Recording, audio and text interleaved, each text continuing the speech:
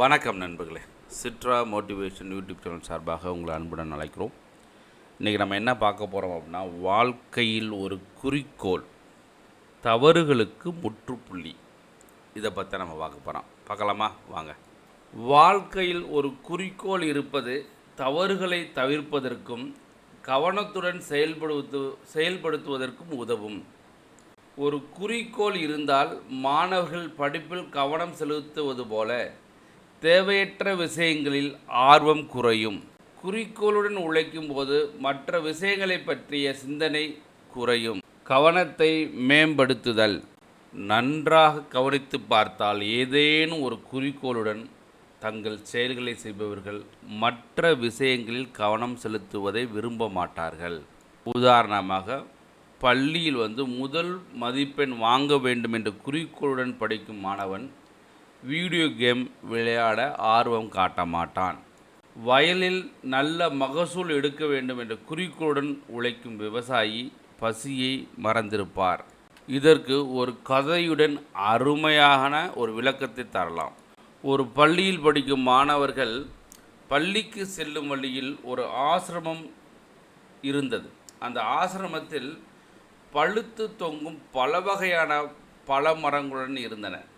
காலையில் அந்த வழியாக பள்ளிக்கு செல்லும் மாணவர்கள் மாலையில் அந்த வழியாகத்தான் வீட்டுக்கு திரும்பி வர வேண்டும். பள்ளி முடிந்தவுடன் திரும்பி வரும்போது அந்த மரங்களில் பழுத்து தொங்கும் பழங்களை பறித்தும் கல்லால் அடித்தும் இலைகளை கிள்ளி எறிந்தும் கல்லாட்டா செய்வதை வழக்கமாக கொண்டிருந்தனர்.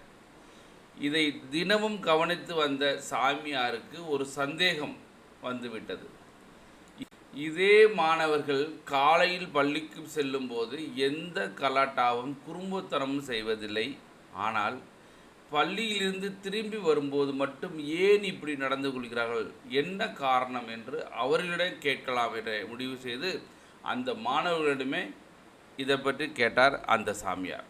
அந்த மாணவர்கள் அதற்கு, ஐயா, நாங்கள் பள்ளிக்கு போகும்போது சரியான நேரத்திற்கு பள்ளிக்கு போய் சேர வேண்டும், பாடத்தை படிக்க வேண்டும் என்ற ஒரே குறிக்கோளுடன் செல்கிறோம்.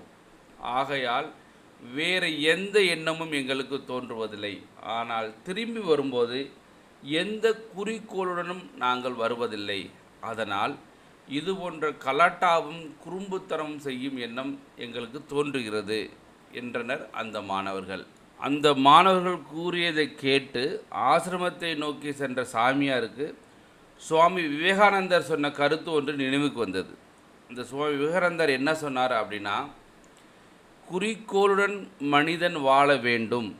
அப்படிப்பட்டவர்கள் சந்தர்ப்பவசத்தால் ஏதேனும் தவறு செய்தாலும் தன்னை திரித்து கொண்டு விடுவார்கள். ஆனால் குறிக்கோளும் எந்த லட்சியமும் இல்லாமல் வாழ்க்கை நடத்தினால் தவறு செய்வதே வழக்கமாகிவிடும். சரிதானே? ஆகவே நாமும் ஏதாவது ஒரு குறிக்கோளை மனதில் நிறுத்தி வாழ கற்றுக்கொள்ள வேண்டும். நமது வாழ்க்கை வளமாக அமையும். குறிக்கோளை அமைப்பது எப்படி? குறிக்கோள் நிர்ணயித்தல். முதலில் உங்கள் வாழ்க்கைக்கான ஒரு தெளிவான மற்றும் நிலையான குறிக்கோளை தேர்ந்தெடுக்க வேண்டும். இது உங்கள் செயல்களுக்கு வழிகாட்டியாக இருக்கும். இரண்டாவது, தவறுகளிலிருந்து கற்றல். உங்கள் குறிக்கோளை அடைய முயற்சிக்கும் போது பல தவறுகளை செய்யலாம். அந்த தவறுகளை ஒரு பாடமாக எடுத்துக்கொண்டு அதிலிருந்து கற்றுக்கொள்ள வேண்டும். ஒவ்வொரு தவறும் உங்கள் பயணத்தில் ஒரு முக்கியமான படியாக கருதப்பட வேண்டும். தொடர்ச்சியான முன்னேற்றம். இது 3வது பாயிண்ட். தவறுகள் நேர்ந்தாலும் அவற்றால் சோர்வடையாமல் தொடர்ந்து உங்கள் இலக்கை நோக்கி முன்னேறுவது முக்கியம். தவறுகளுக்கு முற்றுப்புள்ளி வைக்க நீங்கள் எடுக்கும் ஒவ்வொரு முயற்சியும் உங்களை மேலும் வலிமையாக்கும். 4வது பாயிண்ட், மனப்பக்குவம். தவறுகளை திருத்தும் மனப்பக்குவம் மிகவும் அவசியம். இது உங்கள் உறவுகளையும் வாழ்க்கையையும் மேம்படுத்த உதவும். சரியான பாதையை தேர்ந்தெடுப்பது. குறிக்கோளை அடைவதற்கு எந்த பாதையை தேர்ந்தெடுக்க வேண்டும் என்பதில் நீங்கள் கவனமாக இருக்க வேண்டும். உங்கள் வாழ்க்கையின் முன்னேற்றத்துக்கு மிகவும் முக்கியமானது இந்த சரியான பாதை தேர்ந்தெடுப்பது. அடுத்து, தன்னம்பிக்கை மற்றும் விடாமுயற்சி. குறிக்கோள் இல்லாமல் வாழ்க்கை பயனற்றது. எனவே உங்கள் வாழ்க்கையின் குறிக்கோளை தீர்மானிப்பது அது எவ்வளவு கடினமாக இருந்தாலும் தன்னம்பிக்கை மற்றும் விடாமுயற்சியுடன் தொடர்ந்து முன்னேறுவது அவசியம்.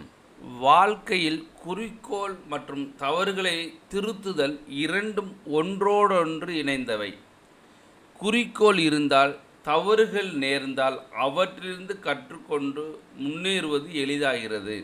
இதுவே வெற்றிகரமான வாழ்க்கைக்கான மந்திரம். நண்பர்களே, இந்த வீடியோ கண்டிப்பாக உங்களுக்கு பிடிச்சிருக்கும். மறந்துடாமல் நம்ம சேனலை சப்ஸ்கிரைப் பண்ணுங்கள். பிடிச்சிருந்தால் லைக் பண்ணுங்கள், ஷேர் பண்ணுங்கள். மறந்துடாமல் நம்ம சேனலை சப்ஸ்கிரைப் பண்ணி சப்போர்ட் பண்ணுங்கள். நன்றி நண்பர்களே, நன்றி.